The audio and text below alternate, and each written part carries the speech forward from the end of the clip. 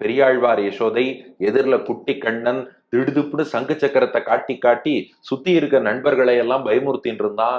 இத ஆயராய்ச்சிகள் எல்லாமும் பார்த்துட்டு, இவன் என்னடா இது நம்ம யசோதை பிள்ளைதானா இல்ல வேற எங்க இருந்தாவது தத்து வாங்கிட்டு வந்துட்டாளா அப்படி இப்படின்னு பயந்தா.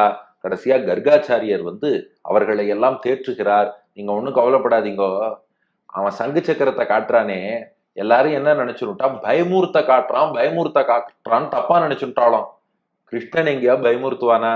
எவ்வளவு அழகான குழந்தை, எவ்வளவு சாந்தமானவன், எவ்வளவு நம்மளோட கலந்து பழகணும்னு நினைக்கிறான். அவன் சங்கு சக்கரத்தை எதுக்கு தெரியுமா காட்டுறான்? கவலைப்படாதீங்கோ, உங்களை காப்பாத்துறதுக்காக கையில சங்கு சக்கரத்தை தயார் நிலையில வச்சுட்டு இருக்கேன்னு உணர்த்தத்தான் கடந்த 8 பாட்டா தூக்கி தூக்கி காமிச்சானா. நாம தான் ஏதோ அப்பூச்சின்னு சொல்லி பயந்துட்டோமா. ஹதகன்னு சம்ஸ்கிருத வார்த்தை. ஹதகன்னா கொல்பவன், அழிப்பவன் அர்த்தம். முதலை அழிச்சாரோ இல்லையோ, ஹதகன் எதிரியை அழிப்பவன். அப்போ பெருமாள் சங்கு சக்கரத்தை தூக்கி காமிக்கிறார்னா நம்மள பயமுறுத்துறதுக்காக இல்லையா, ஹதகன் நம்ம எதிரிகள் எல்லாம் பயமுறுத்துறதுக்காக. இது பாரு, சங்கு சக்கரம் 4 கை வச்சுட்டு இருக்கேன், என் பக்தத்தை யாராவது நெருங்கினா உங்களை பயமுறுத்துவேன்னு சொல்லி அவளை பயமுறுத்தி நம் பயங்களை போக்கத்தான் அதகன் அப்பூச்சி காட்டுகின்றான். அம்மனே அப்பூச்சி காட்டுகின்றான். நாம அம்மனேன்னு பயப்பட வேண்டாம்.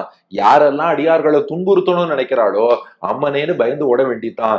இப்படி அடியார்களுக்கு தீங்கிழைப்போரை துன்புறுத்தக்கூடிய அந்த பகவான் அப்பூச்சி காட்டுகின்றான், அம்மனே அப்பூச்சி காட்டுகின்றான்னு தெளிவுபடுத்தி கிருஷ்ணனை குறித்து யாரும் பயப்படலாம் வேண்டாம், அவன் நமக்கு பயத்தை போக்கத்தான் வந்தாங்கிறத தெளிவுபடுத்தி கொடுத்துட்டார்.